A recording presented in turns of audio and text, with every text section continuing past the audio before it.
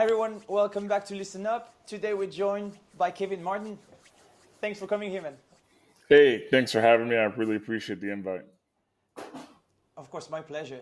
The fact that you are at you have a foot on two big creative industries is a conversation I can't wait to have with you. So it's very. I think that the best would be to actually start like maybe like to introduce yourself and to tell us like who you are and what you're doing now. My name is Kevin Martin. Everyone calls me KL Martin. I've basically straddled both sides. I've had my own label. I have my own label called 3143 Management. To start off as a management company based in New Jersey / New York, and then kind of grew into a label. And then on the other side, I am a screenwriter and filmmaker for what feels like my entire life. Um, it's been very fun to kind of straddle both sides of this. I use the filmmakers. I've made a lot of music videos. I've been doing it for roughly off and on for about 15 years. Prior to that and during that, I was a professional basketball player. Played for about 15 years. I spent majority of my adult life overseas, Portugal, Germany, Austria, France, the UK. So I've been all over the place. It's made me pretty eclectic, but it's been since retirement just what I do. Just a lot of music management, and a lot of screenwriting, a lot of filmmaking, a lot of music videos, a lot of short films, a lot of feature films. So it's been going like that for a while now. I'm on the West Coast, not in LA. Did not want to live in LA, but now I'm in Las Vegas. And it's been going really well. Going really well. So it's fair to say you had a very dull and boring life, right? Oh yeah, That's what you were super, trying to explain. Yeah, super boring. I and honestly, yeah, you're basically trying to achieve one or two things in your life now. You're just like, okay, now I can start. yeah, exactly. Just now, I'm gonna focus. There it is. Yeah, it's time for me to achieve something. It's like, okay, this is, I mean, this is like very impressive. Like when I saw like your height and so on, just like your basketball seems to be, it seems to make sense, to be honest, Exactly. right? Like, I can't. I don't. I won't say I ride horses. That's for sure. I mean, I would just think the horse would not be the most exciting when you arrive the first time. But I mean, again, it depends on the size of the That's horse. great. Again, it's Hmm. to be honest, like every time I talk to people playing basketball, and I insist people playing basketball because I I'm so bad at it that I cannot like envision like people that can just like, oh, it goes in the hoop Yeah. and I'm doing it again, and I'm like, why am I so bad at this specific sport? So just for me it's like banned. It's a taboo topic. Like I'm just like, when you I don't know if it's the man pride or like when you really suck really bad at something, normally you try to get Oh better. yeah. But I It did. hits you in the chest. I really did. It's just I'm really not good. I'm not gifted, nothing. So it's a bit frustrating, but I enjoy watching it. So it's the most Yes. important, right? It gives me Yes. good emotions, and sport as an entertainment form, just like music or just like videos, is like it doesn't matter if you can't play the guitar as well as that guy, or you cannot like literally play basketball as well as you. Hmm. People watching it are enjoying it, and you come back home and you have an amazing story to tell, right? Exactly. Exactly. So it's let's jump right into it, right? So you you said that you have a foot in music thanks to the fact that you have a management arm, let's say, and you Hmm. expanded that to label, which is something I heard a lot. To be honest, it kind of makes sense. If you're able to Yeah. properly manage people, then it makes sense that you find a The, way to be even more invested in their future, right? To have skin in the yeah. game, right? Yeah. The transition is far easier, especially when from a management perspective. I think when people see bigger labels, um, there's no real hands-on with them. They have A&Rs and stuff like that, but there's nothing hands-on. So coming into something with a management background and doing it from a management background, you have a personable feel with these bands. I mean, you've set up their routes in terms of touring. You've gone to their shows. You've been to their practices. You've brokered these deals, but you've also become close.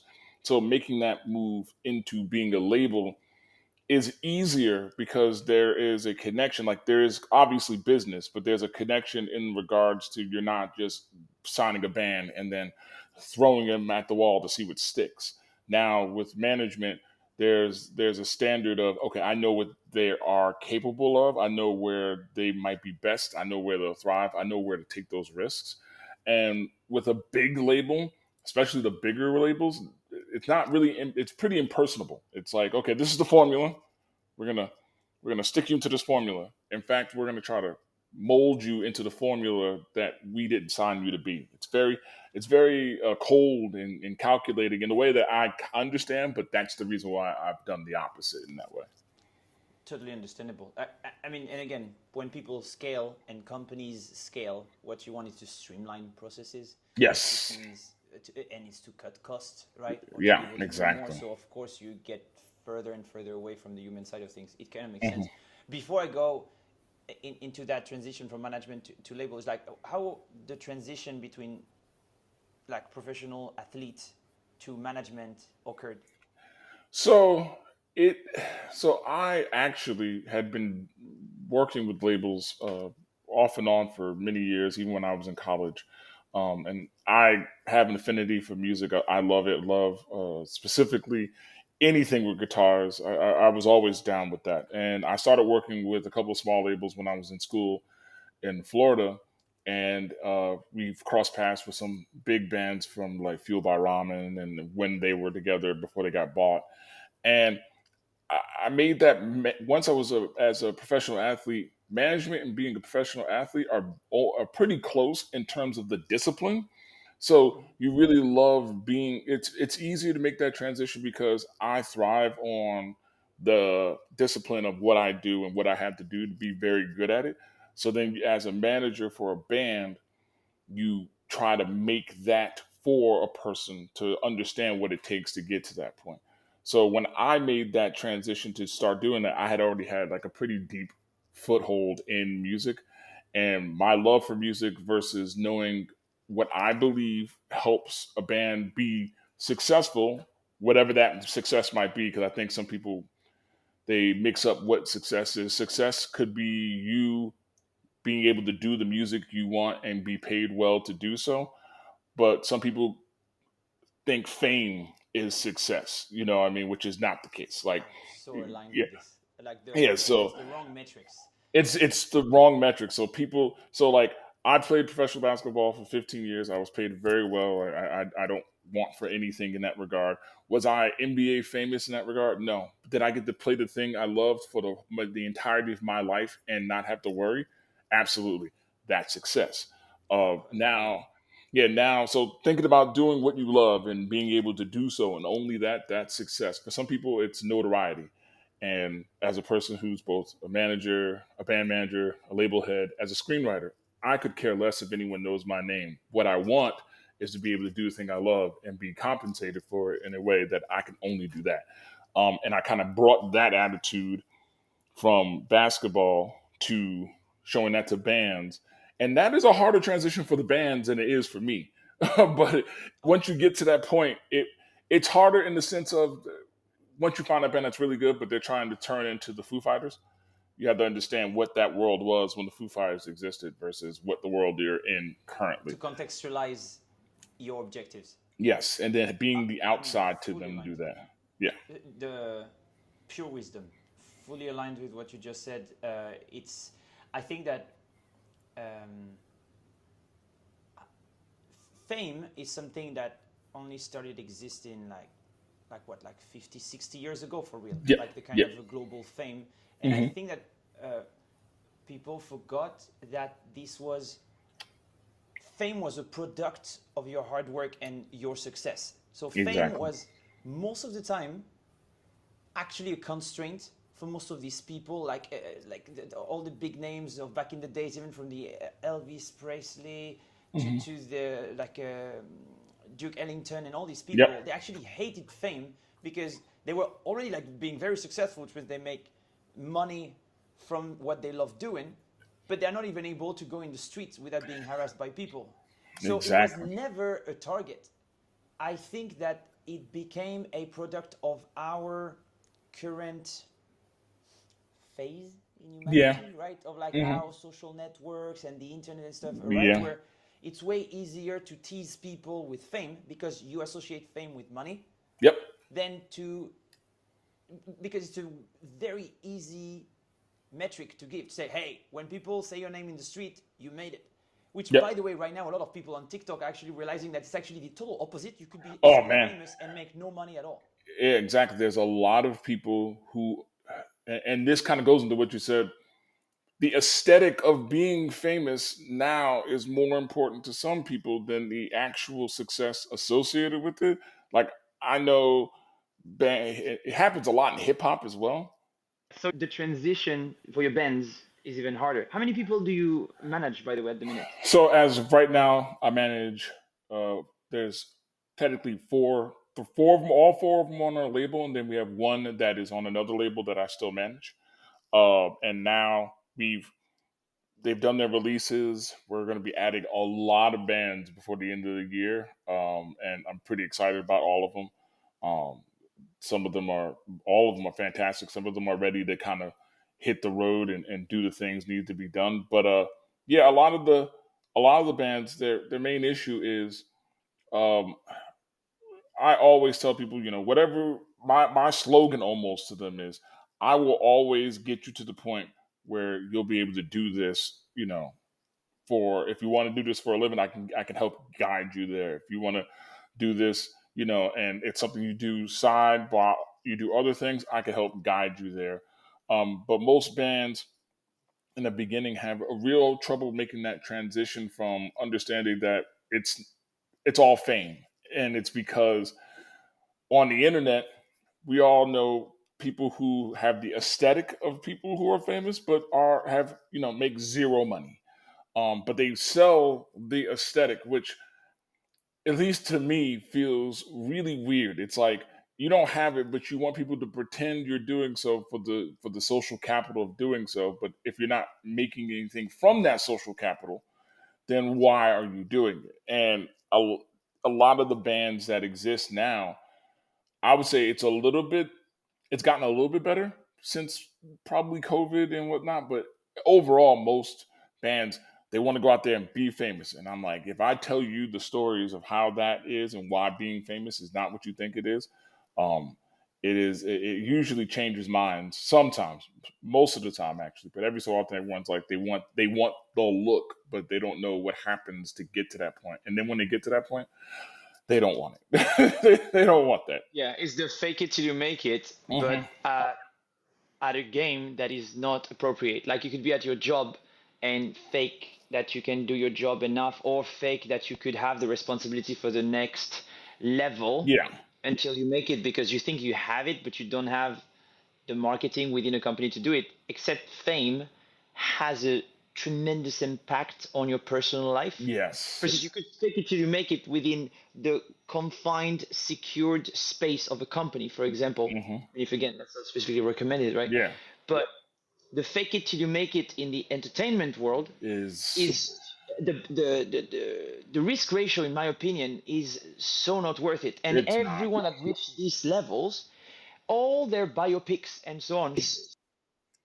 Exactly. It's one of those things. I've worked with a lot of bigger bands, and like you see all the, like, the Fallout Boys and the Panic at the Discos, and those guys, you want to believe, oh yeah, they're reveling in this. Most of these guys really want to just write, like, from like Haley from Paramore. Those people just want to create, and they just happen to be making money off of these things. But now what happens is them skyrocketing to the top was maybe considered, but it wasn't their main goal. And then when it happens, you realize, my God, you're alone by yourself. You know what I mean? Like, you're alone, and then you have all these people around you, but you really don't have a lot of people around you, and you can't get to do and be creative with the things that you want to do. And I think that's what's lost and unfortunate, because we're people of consequence. We don't get to that point and realize that until it's too late. Like, wow, you're super famous. What got you here? You don't even have the time and the space to do those things anymore. Like the very things that they love you for, that you've shown the ability to do, they are now hounding you about, and now you've taken the love and fun out of it. And it's very, very common. Even at the mid level, it's very common. Smoke and mirrors, Yeah, as it's always. I it's just smoke and shared a mirrors. clip from the Joe Budden podcast where he talks about this. He's like, all them artists, at the top of the food chain, they're broke. And it Yeah, was really very provocative. But especially in hip hop. Hip hop is.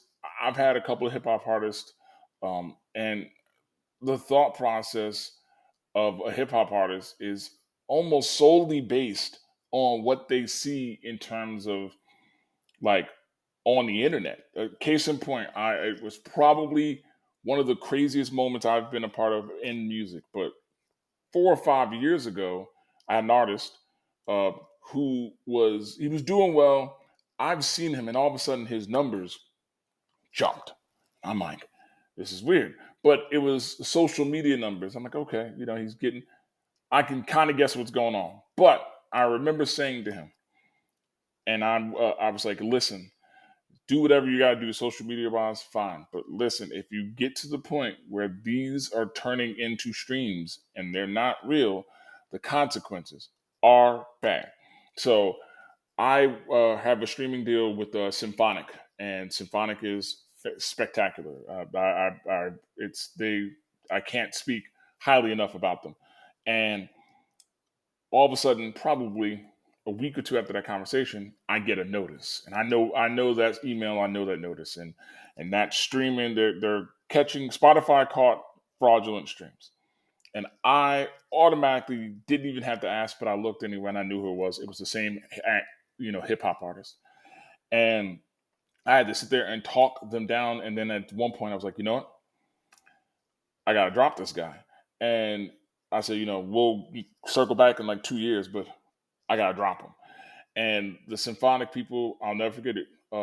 Foster, he comes up to me, and goes, "Hey, Kevin," he said, "that was big. Like, that's really kind of putting the foot down to what is happening in a common way." And I knew at the time, but I didn't know how prevalent in hip hop. Almost everything you see hip hop wise is all smoke and mirrors. Everything you see, those people, those guys don't make a ton of money, and if they make anything at all, unless they're out there touring. But then the catch-22 with that is there's so many places because of the negative connotation with hip hop that it's hard for them, unless they're filling stadiums or unless they're filling large arenas or opening for somebody. It's hard for them to get into places. So the whole hip hop genre is almost fraudulent in the sense of you have to front online. Like, you have to show the aesthetic that you don't have this money, but you're showing that you got this money. And it's really, I probably think there's probably only 5 or 6 hip hop artists who are actually making money right now. And I could name 100 hip hop artists that you hear on the radio that are fighting for their lives in terms of money. So it's it's definitely all smoke and mirrors, but in hip hop, it's like the aesthetic. It's the way of life now. It's like no one even questions it. Likes and streams and stuff like that. For every one hip hop artist you can see that is doing well, I can name 20 that have probably been kicked off of Spotify and blacklisted. It's yeah, really unfortunate. yeah. This I think it's because it worked in a certain at a certain point in time, Yep. and at scale it doesn't. If everyone does it, like, of course it's way easier to detect it, and you have guys like Russ that talk about it very openly. hmm Like, now the point is really like the ratio signal to noise, right? Yep. It's like, do you have talent, but do you have a community? That's something I want to talk about it like a lot, because my whole point with fan engagement and customer acquisition channels, for example, is a big thing for me, Yeah. because I think that talking about business, talking about money is actually very healthy, because the less you delegate that type of knowledge, the less likely you are to actually be in a fraudulent situation, or to actually like lose sight of what actually matters. Exactly. And going back to kind of how that associates with being a professional athlete, if you go to the NBA draft, the South Korean draft, or any real draft camp, they have symposiums where these young guys that are rookies and 19-year-olds or 20-year-olds that are about to receive money, that more money than they've ever known, and they sit you down and they have these honest conversations about money, how that's spent, what do you not need, what do you need, those things, and how important it is to have those honest conversations. And it used to be back in the day, in the 90s and early 2000s, some poor 20-year-old who's never seen more than $5,000 gets $15 million, and then they go broke with a career that basically only lasts on average 3 or 4 years. So now the problem is, going to your point, no one's having an honest conversation about the money, but everyone's pretending, they have their money in the ear up to their ear and they're showing stacks and stacks and stacks of money, but that money might actually be the money the label fronted you, but you have to pay back. So it's like, it's really to a point where it's become dangerous to be ignorant about these things. But there's only a handful of people who want to have that conversation, who want to sit there and say, okay, so this is what I actually am versus this is what you think I am. And I think if those conversations happen consistently, specific genres will benefit. But when they don't, people are going hard for the look and feel instead of the actual and attainable type of thing. Yeah, and that's why that doesn't fly at all in the normal business life, Yeah. where like people think that they could do whatever the hell they want on TikTok, and then they arrive, their boss is like, yeah, well, you're just fired, and you're just like, oh, but why? But what? Because you're a banker. Yeah, You're not exactly. supposed to be on TikTok like doing some bullshit stuff. Like that's the economy of attention. The fact that you don't understand how it works is your problem. Mhm. But we have a company. We want to actually do proper business with people, and our goal is not just to be talked about by everyone in a non-controlled manner. I would even like go 1 mile further in the point that that is relevant to talk about money and business everywhere. Like I remember, like your path, right, to basketball and music, right? I just thought about Shaq, Mm-hmm. that talks a lot about it, and like how he started like blowing up some money at the very beginning, but then after he sat down with the guy, but at his time, like it was not that prevalent, this kind of discussions, right? And it was on his background, and he explains like, I don't know, like he, for example, all his family, they're all employees, for example. Yep. Mm-hmm. There is an LLC, right? And so how do you structure money and so on? I saw, yeah, example, Kevin Hart also making a partnership with JP Morgan, I think, in Mm-hmm. the States, because financial education is a big thing. I come from the south of France. A lot of my family is like, it's countryside, right? Yep. So we have farmers, we have wine, we have. So you're not very well educated about money, Yeah. right? My parents were not at all. I educated myself a lot because, like, I'm not a huge fan of being poor. Yeah. Exactly. So, Exactly. That's a big. That's kind of important. but I had the internet. But I Yeah. had the internet, right? So Mm-hmm. I imagine, like, when you're like playing basketball, for example, and you have or when you're an artist, an upcoming artist that is offered a big recoupable advance, for example. Wow, someone would have offered me like 100K when I started my career, not 15 million. Yeah. I would have taken the money, and I think that would have been burnt in maybe 3 days. Yep. And I don't even know how, but I trust myself. I would Yeah. have been able to do to make some stupid decisions. Mm-hmm. And so I really think that this is really interesting now. You have these financial advisors and stuff around these people that access all this money. Mm-hmm. I really would like that culturally we have the conversation of like, it's cool that you have advisors, but you should not delegate that entirely. You shouldn't be like, oh, I got a financial advisor, they're gonna take care of it. It never ends well. You It always have. never ends well, no matter how much it's. You have to have the understanding of where your Yes. money is going, even if you don't have a ton of understanding. You have to have prior knowledge, because Yeah. again, a financial analyst will realize, hey, he doesn't really pay attention, and all of a sudden, a couple hundred here, a couple hundred there. You don't want to believe that a person is capable of that, but people are capable of that. So even to give them a chance to not be that person, know and understand what you're doing, I and heard so many you know, stories. Yeah, yeah. You have so many. I heard even like there's a comedian in America, I think Dane Cook, where his own Mhm. brother was embezzling money. I think something like Yep. this. So you never know. Money. corrupts is you have it in excess. So that's why I tell people all the time, the best is to know what you don't know. Yep. If you educate yourself, Pareto law, right? 80-20. Spend a bit of time to get a basic generic understanding of whatever field you're in that case, finance, right? And then you know who should complement these skills. And then you have professionals that will help you, right? Of course, no one needs to be a banker, lawyer, or like a fiscal professional. But knowing that you need these people around you make you lead your own band, basically, in your own team in that case. I think Exactly. that's way more sustainable. And one of the things, like from a filmmaker standpoint, my foot in the door wasn't even screenwriting. My foot in the door was learning the business of what I do. And it's important because you have to understand that, like, from a filmmaker standpoint, working with a budget that's probably money that's not necessarily yours, and you have investment, you have to know where every dollar goes. And I learned how to be a line producer for the sake of understanding if I need to put this together, I know how to do this, or at least I know that if someone asks me a question, I'm not like, duh, like I understand. And that turned into something. And from that point, even from a musical standpoint, understanding how you spend your money, where that money is going. Even as a manager, I tell people that the transparency I give is always going to be provided, but you should always want to know this information. You should always want to know this information.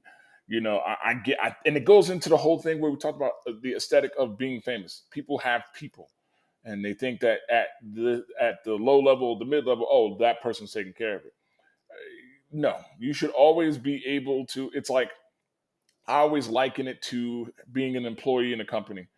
If you have all of your eggs in one basket with one person and no one knows how to do that person's job, if you're running that company, that's irresponsible.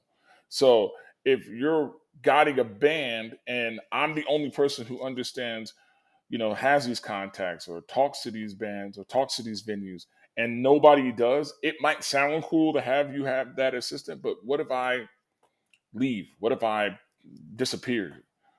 Who's going to handle the very thing, this beautiful thing that you've worked your entire life for? How are you going to be able to handle it if you can't handle it? And that is something that, again, goes back into the smoke and mirrors. Everyone thinks it's cool to have a person who can handle these things and not have to worry about it.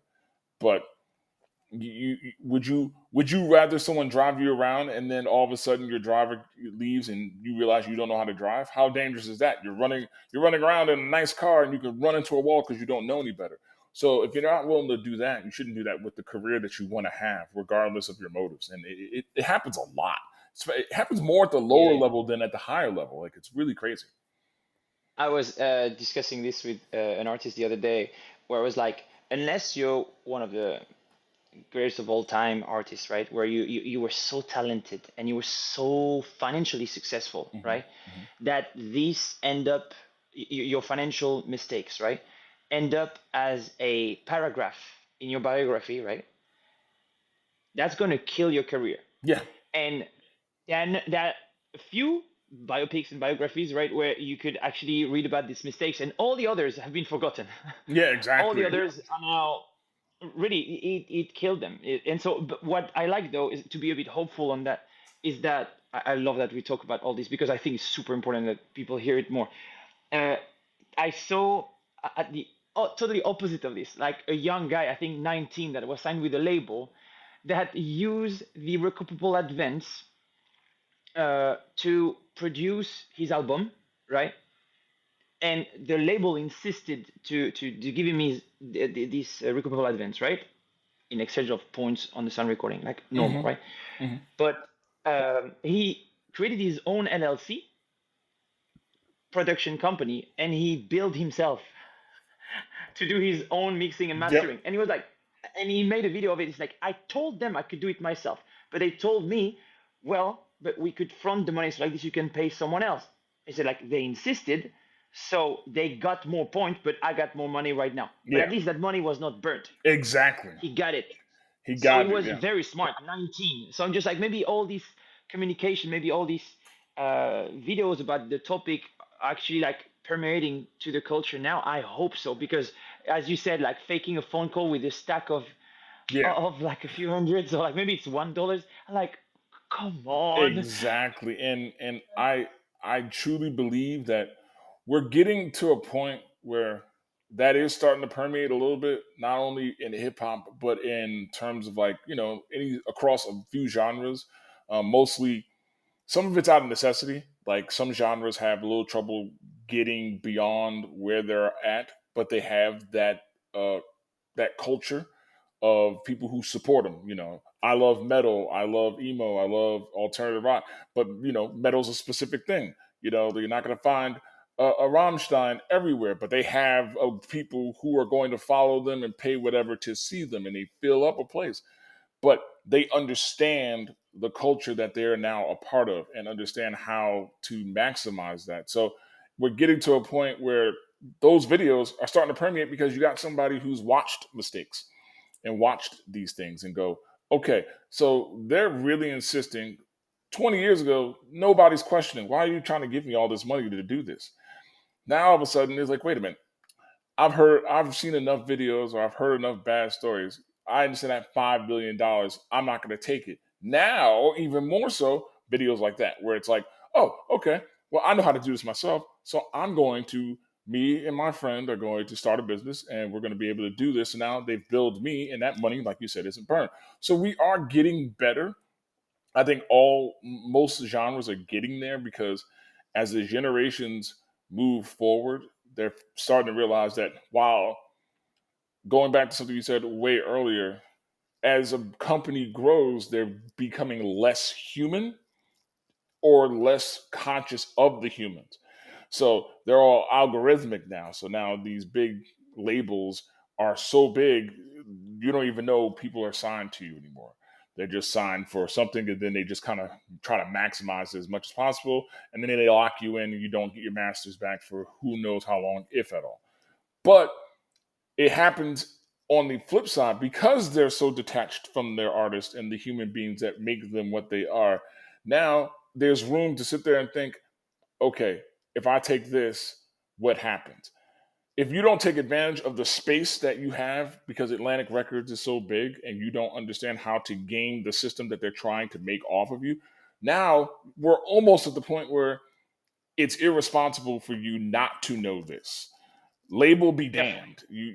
The information is there. It's just, I think in hip hop specifically, it's finally starting to get there, but there's still people who still would rather be Instagram famous than wealthy and unknown or barely known. I And agree with you. At some point it started becoming a bit hypocritical yeah, because you just like maybe like 10 years ago you could be like, okay, I didn't get the information. Now, I mean, Jay-Z, that is super successful, is telling everyone I yeah, bought back my masters, yep, right? So who are your idols? Like, who are you following? What are your reference points? So if you still do this, I still understand that some people might not have had access to that information or mhm. blew up way too early.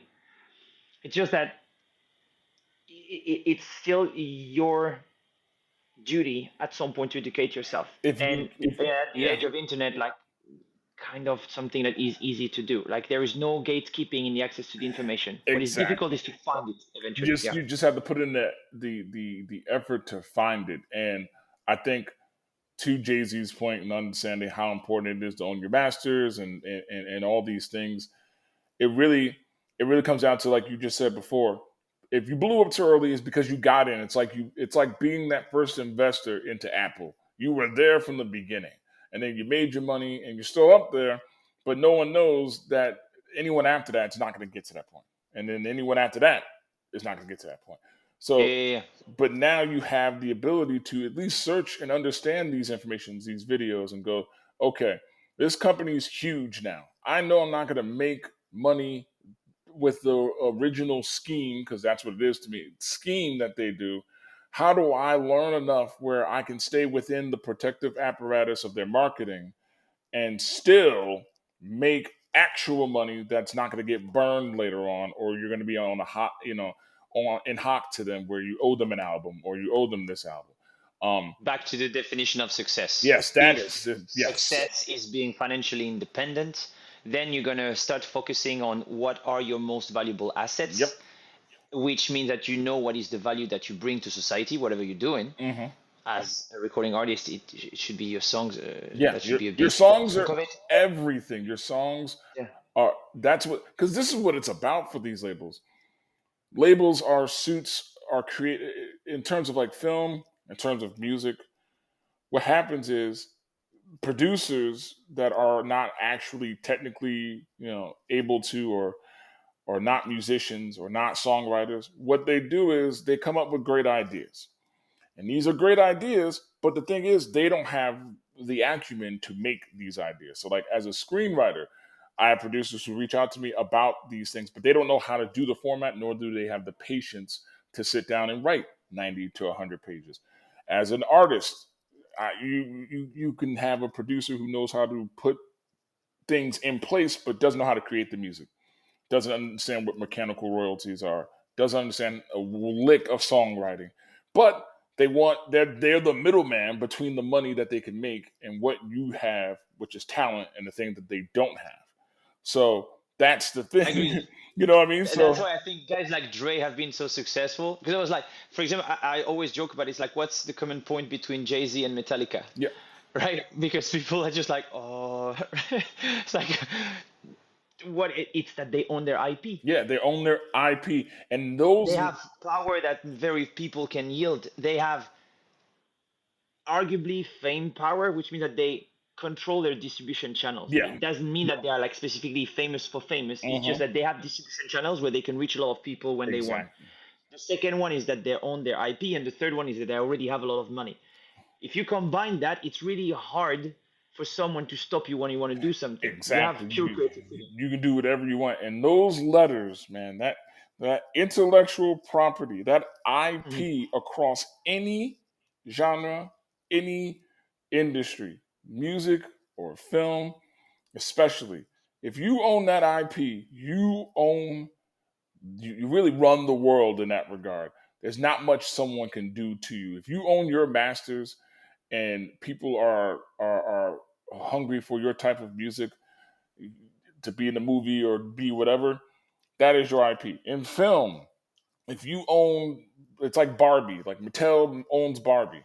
Cool. If you, that's the IP. It's the reason why now you see a lot of filmmakers or film studios go toward IPs because there's so much money and it's less risk, which is why you see people who go to like, Drake owns a lot of his stuff. Jay-Z owns a lot of his stuff. And they'll never not be worth hundreds of millions, if not billions of dollars. Mhm. Metallica owns a lot of their own IP because, and that's the power. Because now there's nothing you can do without them. They can remaster and redo, and they control those distribution channels. And that's the ultimate way of you've written these songs, you and your four friends or your one friend or your ghostwriter or whatever, and you guys have made this music and it's yours. Because that's Yeah. all a label wants. A The label law just is on your side. yes, Yeah. exactly. Society told you you are the owner of something that creates value. Yep. Then that means, but that comes back to again, I really love, like I would refund this like for hours. That comes back again to what is the value, what is the expected outcome, what's the value that you have, and what's your expected outcome. So a lot of people are like, I would like to be rich, and I'm like, how much? Exactly. Because for example, now like I started meeting like people with like huge amount of money. Actually, I met them sometime, but like not all of them are happy. Yeah. So, and some of them they inherited, some of them they made it, but some people got lost on the way. Yeah. Some people knew exactly what they were doing, and so whether you make like 100K a year or 2 million a year, they're actually very happy because they know exactly what they use it for, Yep. right? But I also know a lot of people like myself that could literally start from like 40K to getting to the first time that you would cross six figures, and you would be like, I'm I good. still know exactly how I would use that money. And by the Exactly. way, I'm making a bit enough, so I'm gonna save it because for what makes me happy. So what is my burn rate? How much Mhm. I want to spend per month? And to be honest, apart from Jägermeister, that is really my weirdest stuff, right? Yeah. For me, My rent and bourbon. Yeah. Jägermeister, Yep. and my two big expenses. And I'm like, literally, like the rest is I have a very simple taste. So it really depends. Just targeting having 10 houses around the world, I'm just like, I don't know. It seems like maintaining a villa seems like a lot of effort. It I would rather rent it on Airbnb, to be honest. exactly. Hell, I'm not even sure I So would get it. I'd probably have my one house, and I would. I always said to my wife, my goal will always be to have her basically follow my entire trail of my career from playing basketball all the way through Europe, going to each one of the places I've lived and played in terms of countries, and I would be I wouldn't need much more than that. I'm super simple. Like, you know what I mean? Like, for me, it's just we are lucky. I think we're lucky because some of my friends, for example, they love cars, mhm. and they make like 30K a year, right? So it's more like a dream, and then they save just to buy a car. And I tell them like, me, I don't like objects and stuff. So Mhm. like my sense of fashion is inexistent, just Yeah. like my basketball skills. Mhm. And I'm like, your target is super cool because you're passionate about something, and like you're saying for it, and that's something that makes you happy. I'm very lucky because I don't have that kind of constraint, right? Yeah. Because if you love something, you do, right? Yeah. But the on one hand, you have the financial knowledge of how the world works. So Mhm. for me, for example, buying a car, I directly know that you're going to lose 20% when you buy it. Yep. Anyone else in the world, if you tell them if you spend 100 right now, you're gonna leave the shop with 80, they'll be like, "Are you dumb?"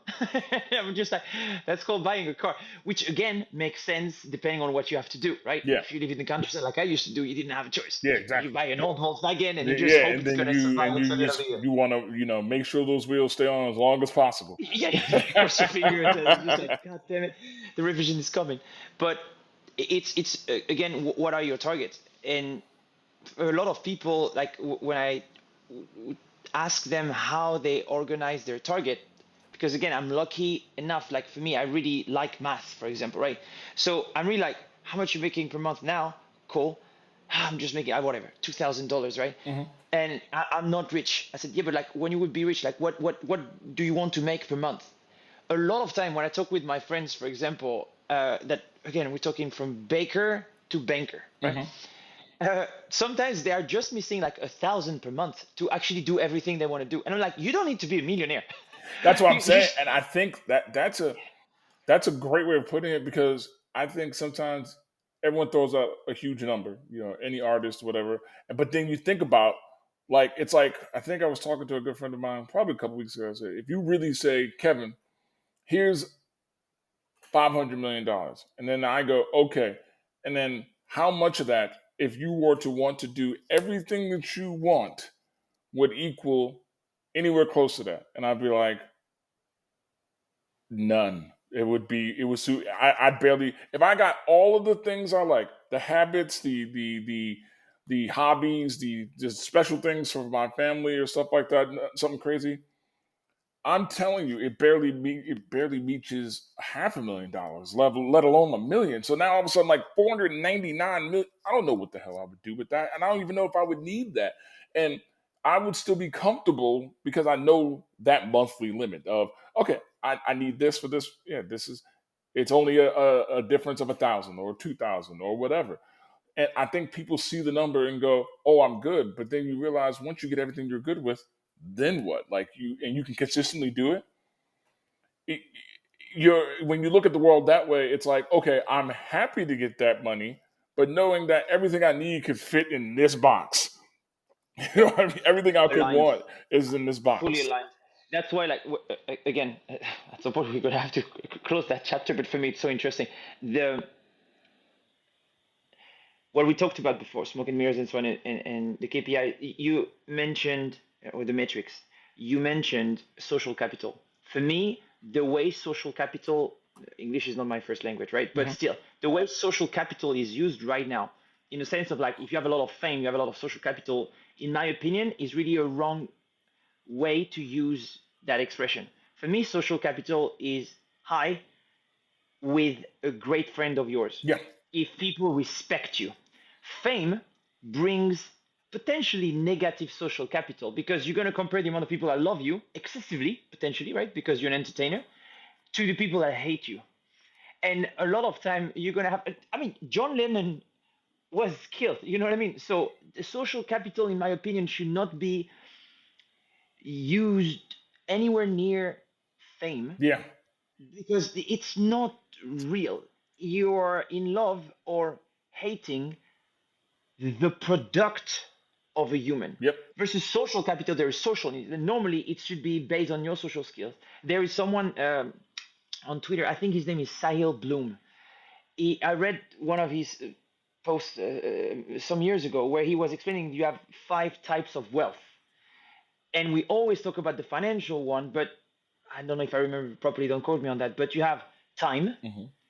you have social, you have health, Health. and then I think you have mental, like psychology, right? Psychologically speaking, do you feel okay? Mental health. And when I read that, I was like, I joked about it. I'm just like, I'm a billionaire in everything That's but money. but exactly, and that's what But I'm feeling okay. I have a good friend of mine who's really kind of finally, we're similar age, but he's hit this point where he's finally gotten his, for lack of a way, his shit together. Like he's really figured it out, and I'm super happy for him. But we used to have these discussions where I told him from a basketball perspective, from a filmmaker perspective, from a label head perspective, if I woke up and someone told me, "Hey, Kevin, listen, this is you got a week left and then it's over. You're taking a big dirt nap. You're going to sleep." I could look back at my life and be like, "Damn, I'm happy as shit. Like everything that I've wanted to do, I've done. Everything that I've I've accomplished. I've gone beyond that, and some of that wasn't with hundreds of thousands of dollars or any of that. It's I wake up, I'm very happy with what I do. Like my wife makes fun of me because I've done so much and still do so much. I'm so happy just sitting in my backyard playing with the dog.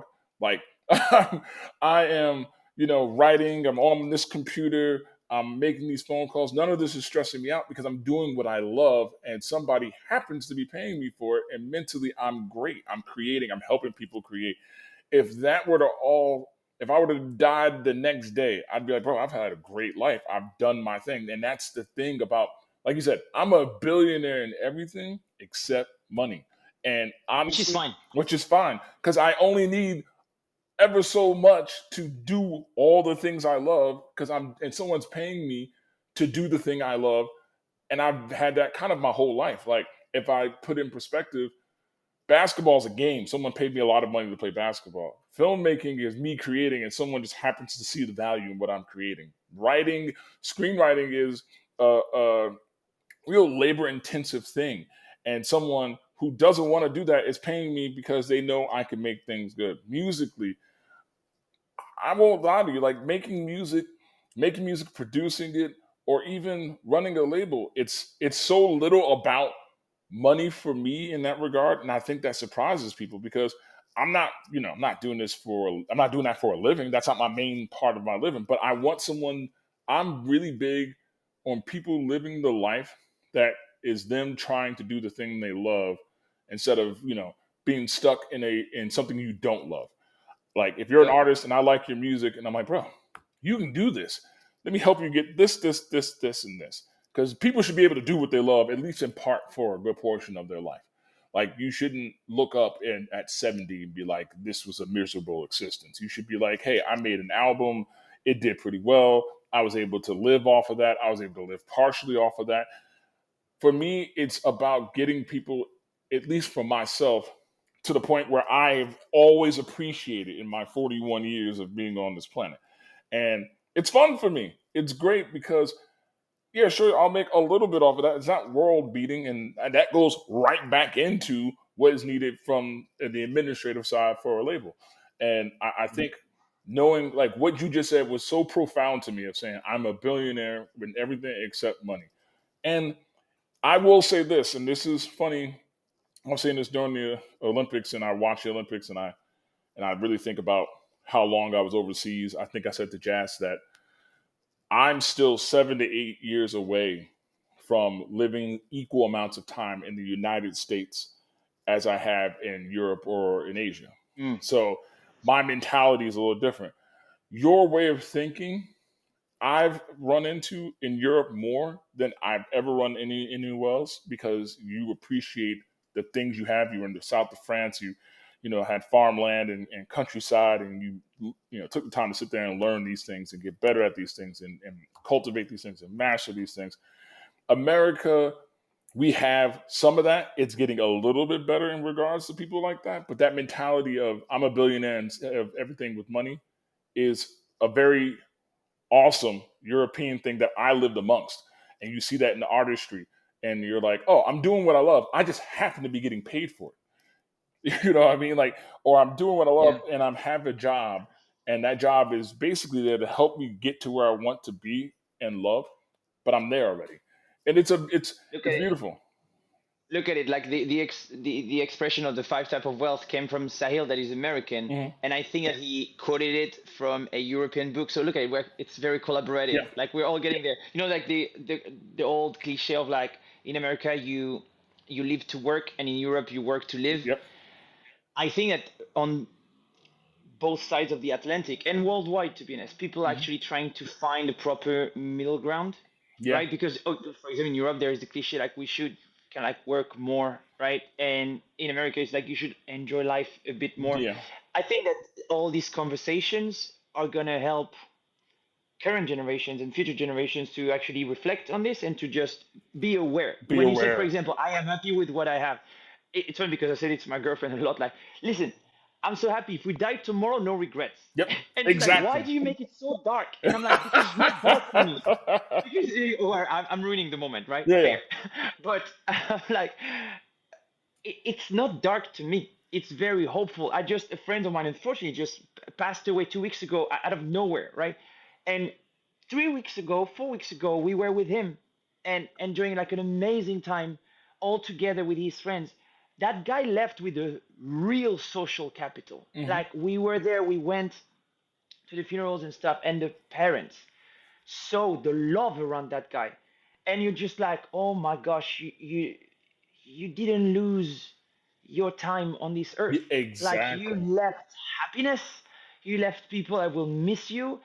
It's just beautiful. That's why for me, it's again about being aware. That's why I love when you say like I'm happy. Like, just being aware and just accepting the fact, it's okay to be happy. Yeah. Like you're not a fraud. There is no imposter syndrome in happiness, Exactly. right? So this awareness is something I think will help a lot. And we're in society now where a lot of mental health problems, whether they existed before and now surface more, or are being amplified nowadays because of a lot of things like social networks and so Yeah. on. The internet. Yeah. Exactly.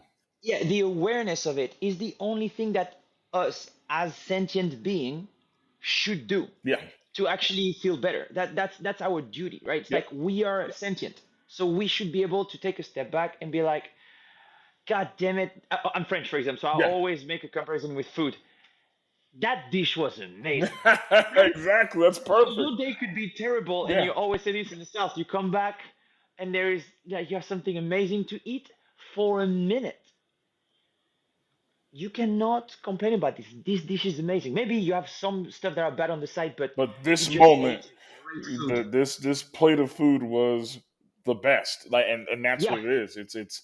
and compound effect, Yep. right? Just one little win at a time, and then you're gonna get there. Just and so I really like your perspective, man. It's really I'm glad to hear. I hear it for a lot of people, and I think this needs to be shared way more. It's like, first of all, success is what you determine is success, not Exactly. everyone else. A That's million followers, key. please. Yeah. Like the That's. fact that nowadays a million followers it represents. I mean, it's impressive, right, on TikTok, but still, it doesn't represent a living. You still need a part-time job. I know several people with like TikTok millionaires, right? That have part-time jobs. So and if you are not trying to get that information, you will never see it, right? You will just imagine because it's glitz and glam, right? Yep.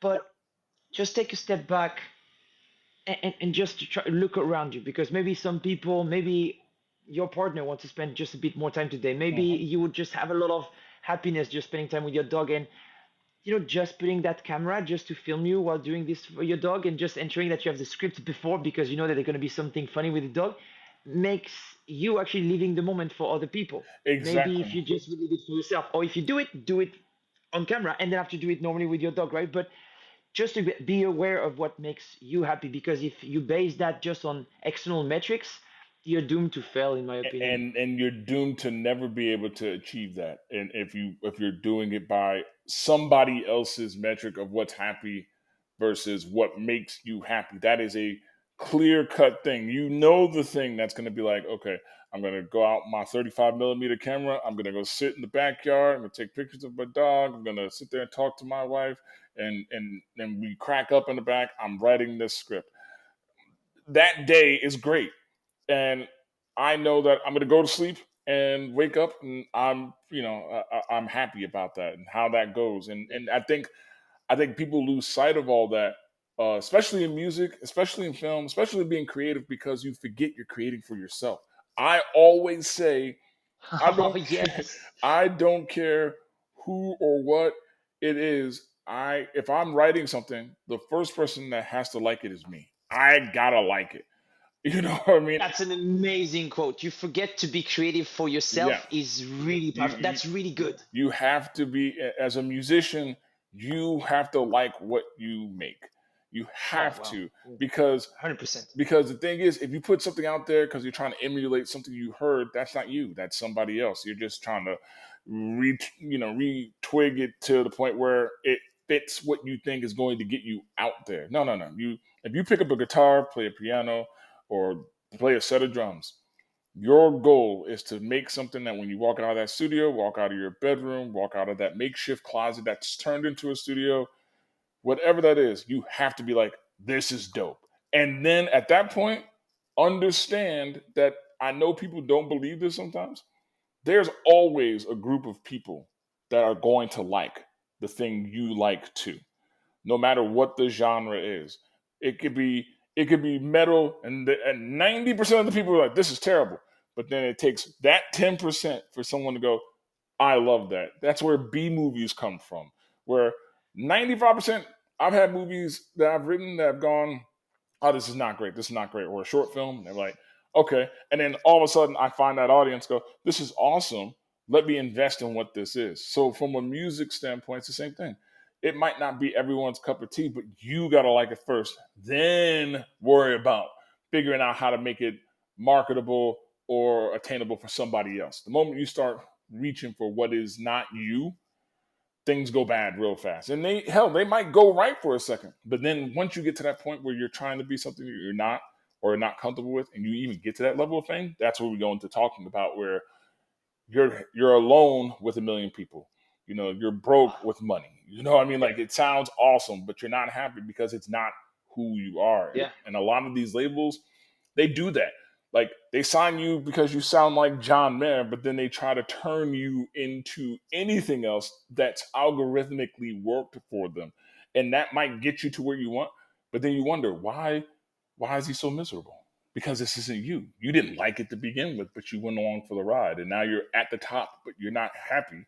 And then you start Yeah. seeing, that's when you start seeing those biopic moments where they want to do the thing that they actually like doing, and the label's like, no, we want you to do the thing we programmed. There is I've seen this a songwriter movie with Ed Sheeran, Yeah. which is interesting because he's clearly not the guy that says like you guys should all be famous, right? Hmm. But he's explaining after the birth of his child, right? How interesting it was to see like the whole world was fantasizing about his lifestyle when he was doing his world tour, while he was basically spending all the nights in the tour bus under the stadiums, and he would to sleep because then he would perform, Hmm. then of course go out and then sleep all day, then rehearsal and then repeat. So he said, I traveled the world but I didn't see anything. That's why he took a hiatus, to just explore, to actually have the time Yeah, as exactly. anonymously as possible, because that was not at all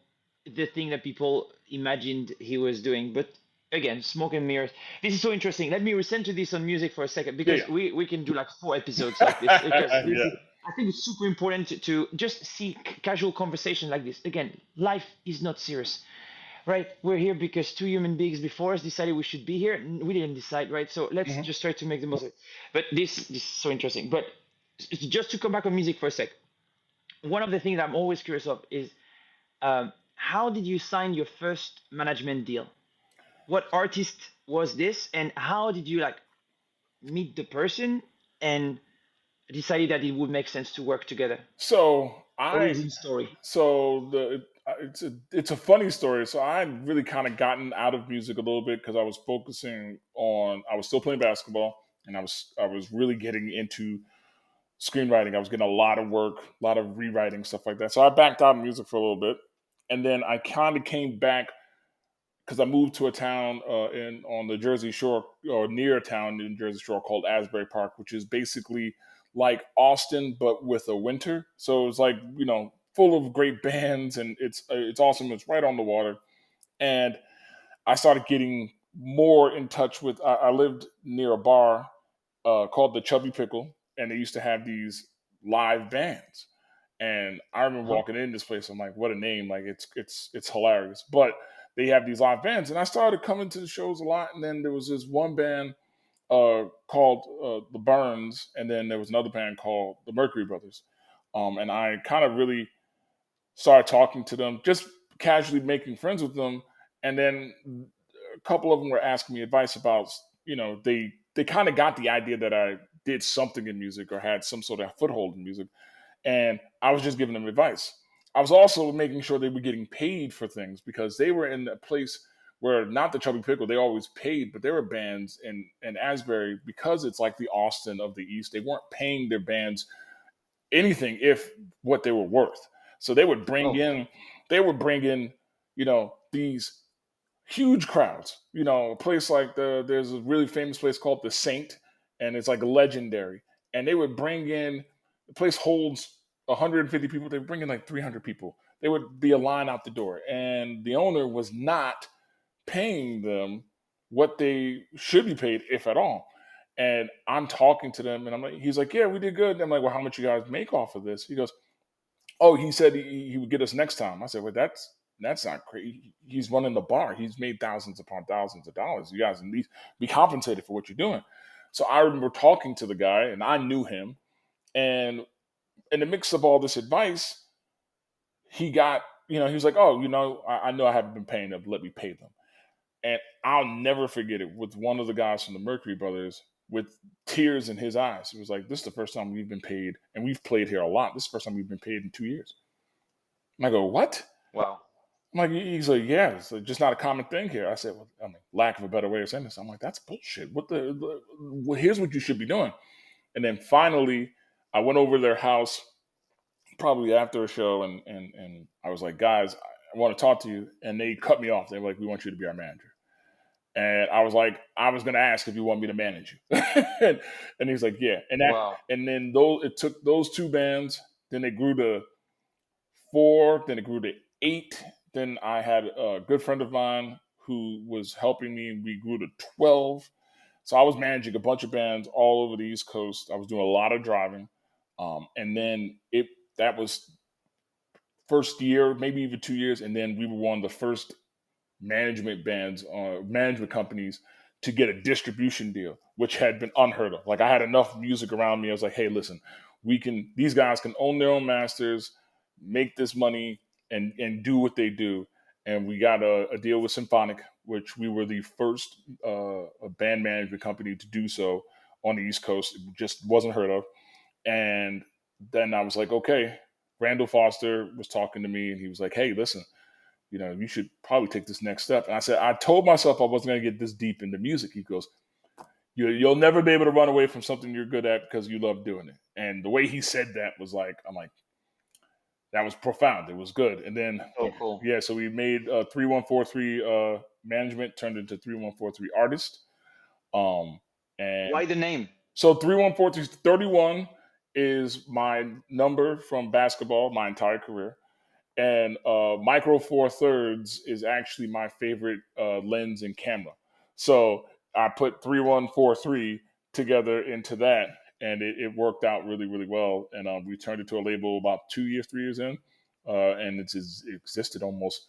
We're almost at we're about 8, 9 years now, and now I moved to the West Coast, and it's the announcements we're gonna have before the end of October are gonna be crazy in terms of some of these Mm. bands. And yeah, that's how I got it back into it. And then went to a label on my own, and I love it. I love every second of it. It's been great.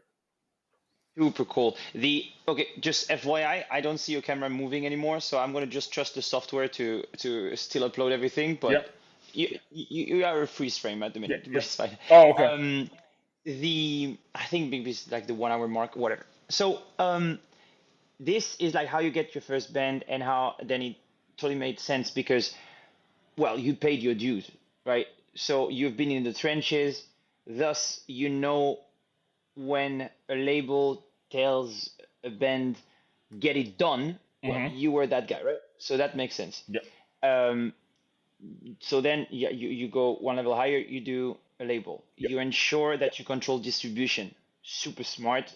Really happy to hear this. I'm advising everyone to think about it as early as possible. Yes. Now that you manage these bands, one of the things that I'm trying to like bring in the music industry is just to focus on fandom. Yep. I think the music industry is way too small compared to what it could be. Yes. Literally, I'm saying $50 billion is not enough. People are saying like there's not enough money. Okay, there's a lot of competition, Mm-hmm. fair, and we can do a lot of things on the services side of things, Yeah. like the stuff I'm building. But and you can also change the royalty models. That's something that we're focusing on, and it's coming. But there's also another thing is that just like talking about business and money is very important, I Mm-hmm. feel like we don't talk about fandom enough. We just have the concept of super fan because they spend more money, Of but course. Yeah. I don't think like as an ecosystem we think really well about innovation. So what I'm always curious about is to hear how labels or managers are currently managing the fan engagement for their bands. So how do you now stay in touch, whatever band you want to use as an example, right? Mm-hmm. How do they stay in touch with their audience? How do you manage that relationship? So a lot of it, I mean, clearly one of the things, and it makes me feel old saying this, but I remember where that was a harder question to answer because the internet at that point was still not in its infancy per se, but it was more of the no one really know how to handle this loaded weapon that was the internet. And now it really became, it started with, playing outside of the area, New Jersey, New York, getting those things, and then collecting emails, email lists, really pushing, the occasional ad before, everyone started doing those ads. Like the Mercury Brothers became very popular locally. Now, the thing is, some people think that those shows or that it may not reflect Instagram wise, and then it does because they were playing once in Asbury. Then I wouldn't have them play in New Jersey or in that area for another month or two. Like we did a lot of grassroots. When New York, New Jersey, Connecticut, Philadelphia came back, so it made it an event when they came back. And you really collected email lists and ticket lists and stuff like that, and be able to make those offers to make your page the launch point for your music. That really helped get people involved in everything that they did. And then we got a super fan or two, which was really, as a person who's seen it, but I guess not seen it, you really, really recognize when someone's devoted to something and devoted to your band, they go hard.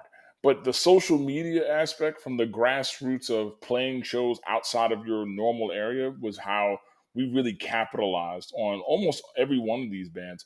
And going back to something we said a while ago, it's easier for the bands because there's so many places for them to play. You just have to be willing to go to these places to play and then build off of those email lists, the contacts, the follows, a newsletter, just letting people know what you're doing, when you're going to be in that area. Because the thing is, it's not just for bigger bands.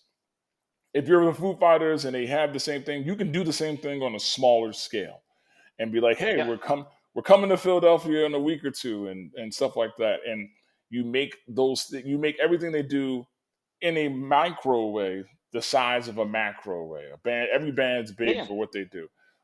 I think. If I may on that to just bounce back on what you just said so Mhm, far. So what I hear is that it's a lot about controlling your distribution, mhm. right? Not music Yeah, distribution, like audience distribution, yeah, right? So to have your socials and to be honest, for me, like Spotify and Hmm. social networks are more or less the same Yeah, because this exactly. is not where the crux of the money is done. So it's more like to reach as many people as possible, Yes. and then you basically cross your fingers that you would be able to convert that in a sale, Into a right? sale. Yeah, exactly. This Yeah, that's this basically is what it not is. totally normal. The live music is the direct to consumer, like the most direct to consumer you could ever be. You're in front of them physically. That's how you convert to a sale. Now, are you?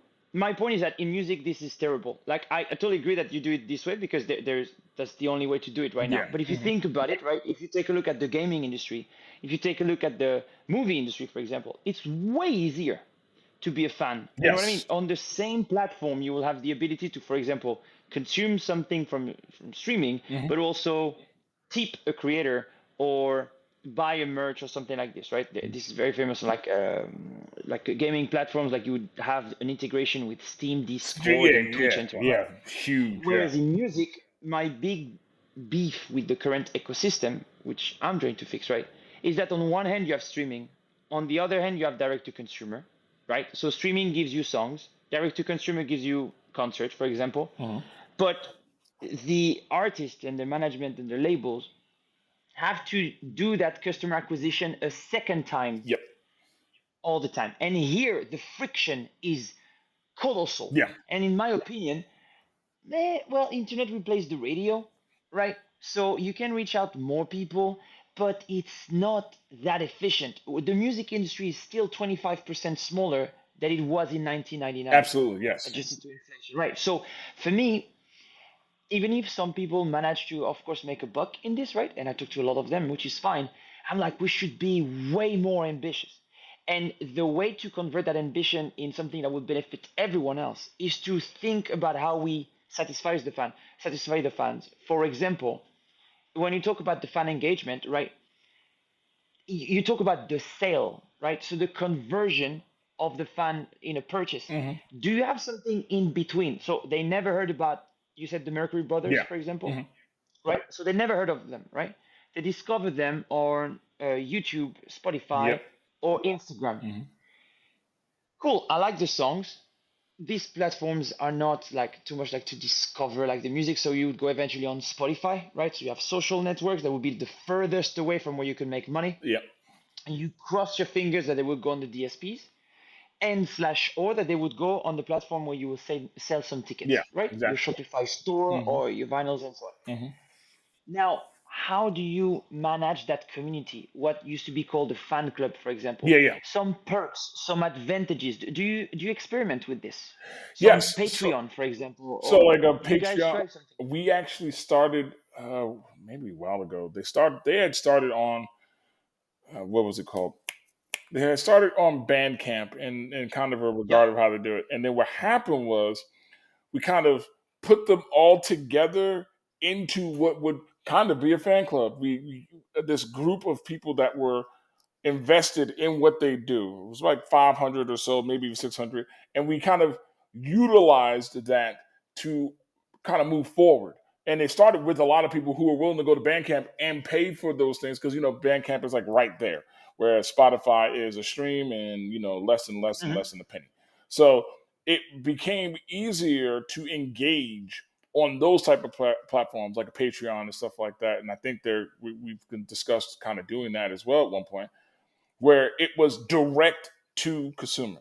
It was face to Hmm. consumer. And as time has gone on, especially with this new batch of bands that are going to join, a lot of these guys have Patreons and they put themselves in that position because it cuts out the middleman, which I'm always down to do. Because the middleman's not going to give the artists what they need other than, hey, here's a platform to put your money on, your food on. You know what I mean? 100%. 100%. And one of these things here, like if we go to like the direct consumer side of things, right? Mm-hmm. I think that it's still not being built properly. I explain. Right now on Patreon, for example, you would have a free tier, right? You would subscribe, and that would enable you to get access to some freebies, right? I don't know, 10% on all our concerts to stay on one perk, right? But it could be access backstage to a show, it could be a one-on-one call, it could be so many things, right? But let's stay on the concert. You would have literally most of the time just two options, roughly. The free one, Yep. where you have some kind of mild not very exciting freebie, right? And then the paid one where you pay like a fiver or like a tenner per month, Hmm. subscription based, when they would say like you have an exclusive video per week, for example, right? I think that this is also not the best way. So it's great. It's a great experimentation, and so far a lot of people are making money with it. But and maybe that's a big difference between how the American society and European society, for Yes. example, right? Because I Yes. talked about it with Americans, Europeans, it's not the same mindset. My point is that for me, you need to first of all convince me of the value of something before I commit to it, right? So I'm going to try something first, and then if I like it, I might subscribe. Absolutely. And so I really believe that there should be like a lot of flavors, right? A lot of starters, a lot of experiences between the free subscription and the us asking you to commit $5 per month. I think that there should be a way to interact maybe with one-offs, for example, a concert ticket, Hmm. right? Or things would be like, hey, we know that you're in our top 10 biggest fans last month on Spotify, and so we would like to give you 20% on our next ticket sale, right? So just a way to tease you, to let you feel like what it would, to let you discover what it feels like to belong to the community of people that have, for example, all the time 20%, I, right? I need to So hire do you. you? Great, you're gonna be able to do Yeah. so. I think Yeah. with the platform. But Yeah. uh, listen, LISSEN. But shameless plug. But the point is this: I think that we should be able to experiment way more because, as you said, the super fans and the fans can be very intense. They want more. And the issue is that right now you don't even have the tools to even know what they want. Exactly. There's no end way of indicating what specifically they want that would keep them or even get them more invested. And that is true. There's no metric for that at all. Like now I can't even think of But anything. but that's something that makes sense to you, combining streaming and direct to consumer and being able to experiment to kind of like if you would have the artist in the middle and their community, right? Hmm. Streaming is something they give to you, songs. Experiences is something they give to you too, concert, for example. How do you manage to actually convince people to join the community? And I think this is like again customer acquisition channel. It's something that exists in all the businesses. You arrive and you go and buy something at Tesco, Walmart in the States. You're gonna buy whatever you came for to the store, but you're gonna have a lot of triggers To in the shop to Yep. make you buy something Something else. And else. when you leave, normally you can always buy the Yeah, gums, it's like right? it's like the aisle that you get to the line, but then when you get to the line, there's an aisle of more products as you get to the line. Exactly. It's Yeah, that and normally when consumerism. you enter the store, yeah, no, and normally when you enter the store, they never put the most expensive stuff at the very beginning, Nope. right? They lead you, well, they follow your rhythm, by the way, which makes perfect sense. It's like, hey, if you want to shop here, it's 10,000 minimum, right? That would make no sense to put a huge barbecue or a fridge right in your face when you enter the Exactly. store. But if you arrive and you can like ease your way into that community shop ecosystem, if you ease your way into it, you are more likely to actually discover the benefits step by step at your rhythm. Hmm. But then the conversion rate of someone that could have become a fan is way higher. Yeah, they walk And through. that's what exists in gaming. That's what exists in, again, movies, for So example. like, And that's, I think we should do this in music. and truthfully, it exists not only in those things, but if you look at how some of the old school, like living in Vegas, you have kind of the same thing with some of the old school casinos, which is get them in the door. and then Yep. and then as you get in the door, you get all the bells and whistles that will make you want to spend money or put in money. So by the time you get to where you want to go, you've passed so many things. Even if you get to where you want to go and you spent that money, you got to pass those same things on the way back. Now you're hanging around a little bit. Now, like, it's almost like most casinos, what happens is they do that. There are really no windows. Just a whole lot of bright lights and a lot of music. And you get to that point and you look around and all of a sudden you look at, damn, I've been here 4 hours. I've listened to Yeah, it. like Like, holy shit. the Like, casino is like the it's the extreme of like it's fully optimized to manipulate you borderline like to literally into actually stay there theater. Yeah, forever. exactly. there is a sketch from this American comedian named Andrew Schultz about when Yeah. you're stuck in an IKEA Yep. store, Oh man, it's right? And he was like, "I want to go home." It's exactly. just like, You're like they said the exit was an hour ago. I've bought like yeah, three couches and a bed set. I have this already, and before yeah, you yeah. know It's what just like, why do I need to eat meatballs now? It's just I want to go home. It's exactly this. It's the how. So these models, for example, like casino or IKEA, for example, are very extreme, right? And it could be argued, right, that potentially unhealthy, right? I think that, for example, gaming would be in the middle, and music would be at the prehistorical era, I mean? right? Where we literally sell the same way that we used to in the 80s. If you think about it, what you just described, apart from having a communication channel that is more accessible by everyone, the internet, before it was the radio, right? Yep. But it's the same. Like the streaming platform is MTV, Ticketmaster is the ticket at the door, Yep. but it's the exact same acquisition path, acquisition channels. Hmm. Now, how is it possible that in every other industry, like again, you take the food industry and or creative industries, like again, movies or games that we just talked about, you have that ways of trying to filter out the customers with different types of value that you could give them. Why does it exist everywhere else but music? That's Like if I want to watch a movie, for example, I could wait for the DVD to go out. I could go to a small theater close to mine, or I could go to the premium one with I don't know heated seats and yeah, so on. exactly. It's like Why you don't have some kind of middle ground, at least online, right? Because in real life, of course, you can watch someone at a normal show and then you can watch them at the Sphere, right? yeah, exactly. Fair.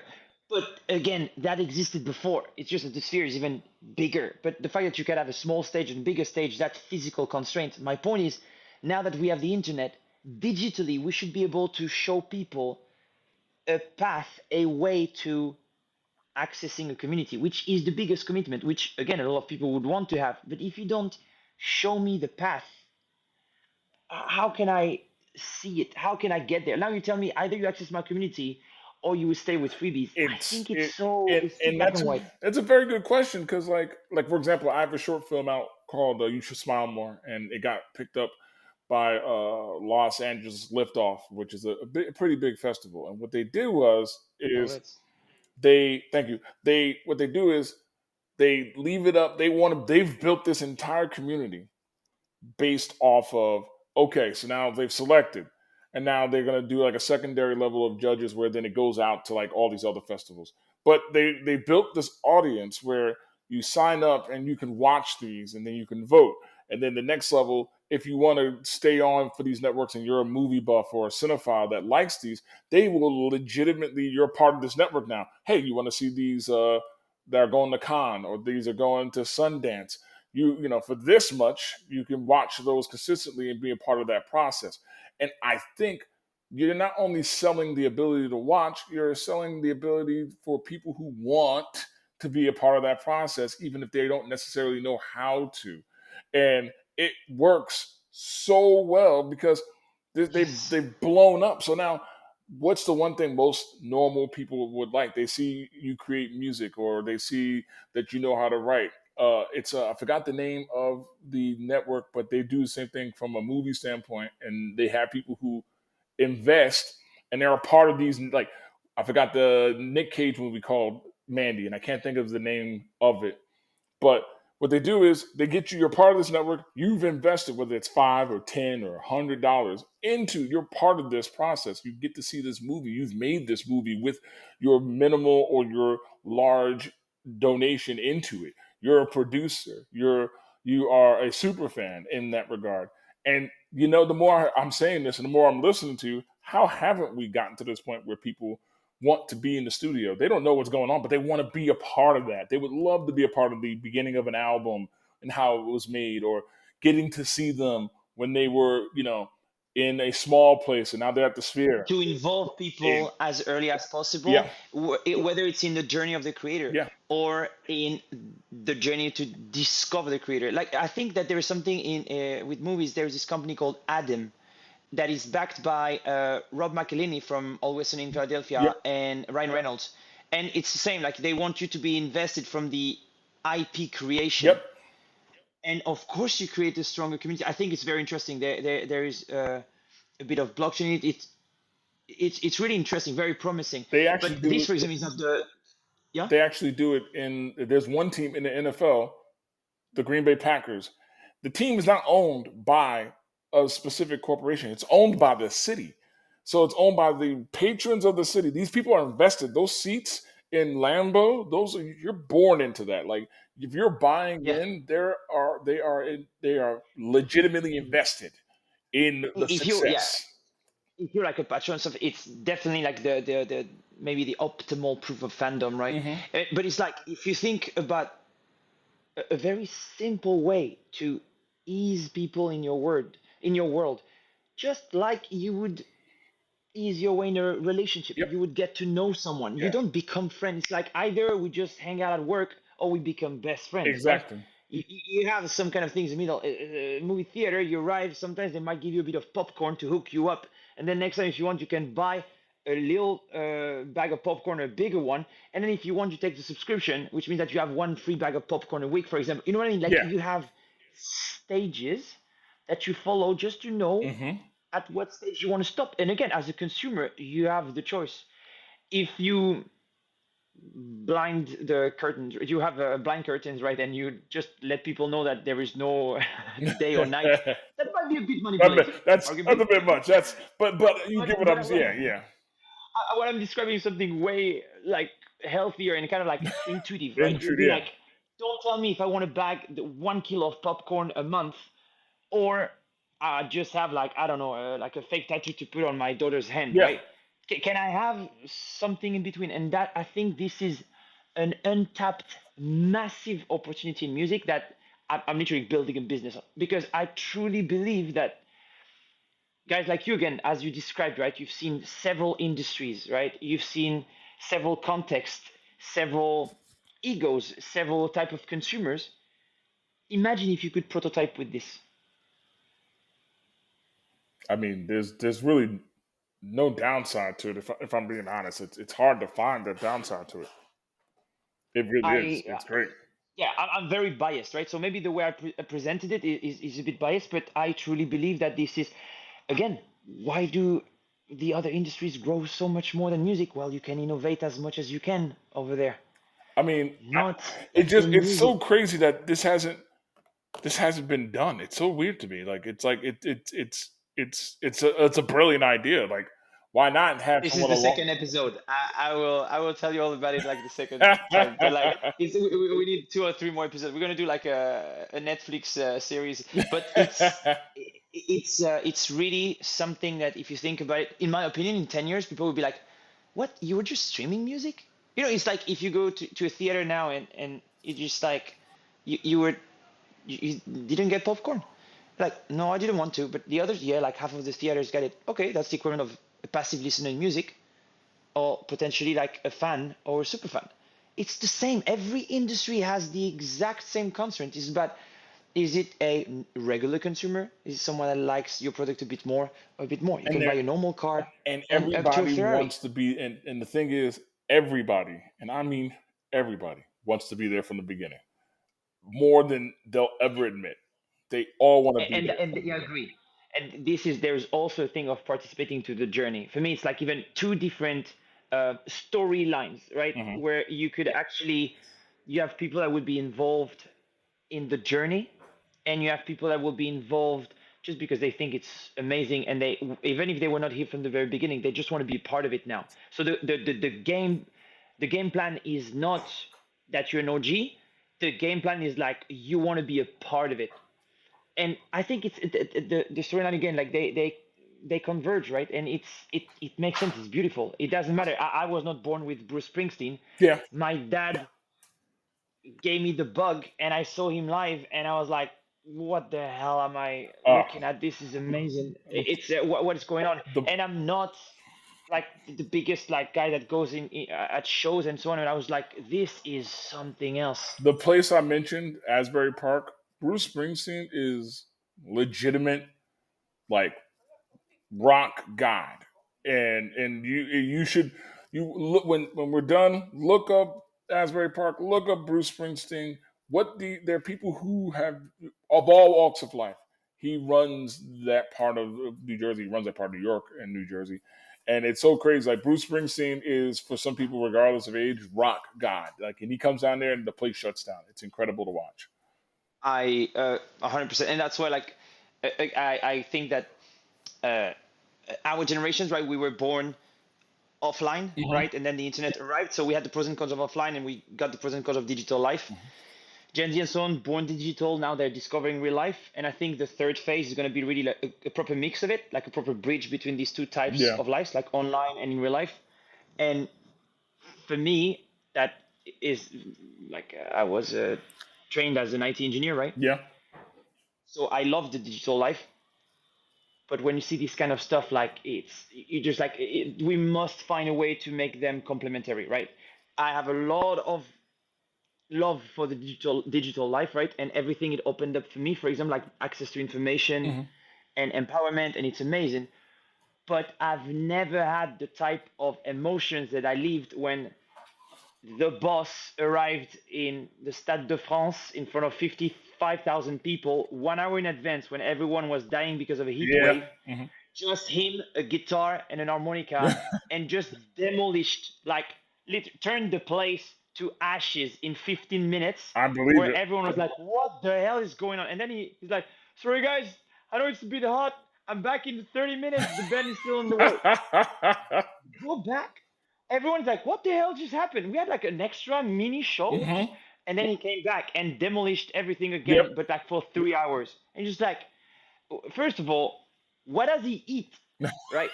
But I don't it's know. just like, what's going on? I'm like, I was like in the early 20s and I was exhausted. I was like, what Yeah. the hell is going on here? Like, what is going on Like in America? Where are you guys how's going? he just I've watched him go 3-4 hours and I'm like, bro, Uh, I'm having trouble yeah, watching you for 3 hours. It's so crazy that he just go and he's not sitting down yeah, or anything. He's just going. He's gotta be about 75. Like it's incredible. yeah. And seeing this uh, on a TV screen or in Fortnite, right? Or live is depending on your taste, right? Can be different type of experiences. I'm not saying one is lame, but you have to experience them all just to have an understanding of the pros and cons Yeah, absolutely. of them all. Me personally, I of course prefer live, but it's again, how do we lay the foundation for music fans and music consumers to basically get there? Understand that before you get to that kind of shows, like maybe you want to experiment a bit something else before. How do we How how do do we we get do to that? that point? Yeah, absolutely. And I think that's what we should focus on in music. I'm sorry, yes, I'm seeing the time. Like we are way over time, but like No, it, this is great. my whole point is that this was a great I conversation. appreciate Thanks a it. lot. And like I said, Thanks a I lot for do spending the time. anytime, man. Feel free to talk, and I could do this forever. I really appreciate being on, and feel free to reach out again. I'll do it all over again. Highly appreciate it, Kevin. Thanks a lot, and talk to you soon. Talk to you soon.